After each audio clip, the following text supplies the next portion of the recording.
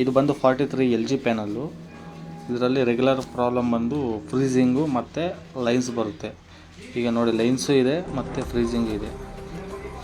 ಇದು ಮತ್ತು of display ತೆಗೆದು ಪಿಕ್ಚರ್ ಇಲ್ಲ, ಪರ್ಫೆಕ್ಟ್ನೆಸ್ ಇಲ್ಲ. ಕಡೆಗೂ ಡಿಸ್ಟರ್ಬೆನ್ಸ್ ಇದೆ.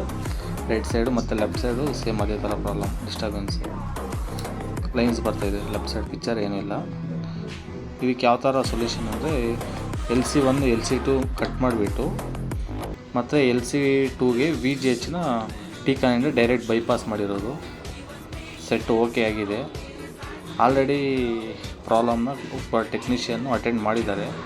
ಅದು ಸಾಲ್ವ್ ಆಗಿಲ್ಲ, ನಮ್ಮ ಕಡೆ ಸಾಲ್ವ್ ಆಗಿದೆ. SLV electronics all brand service centre.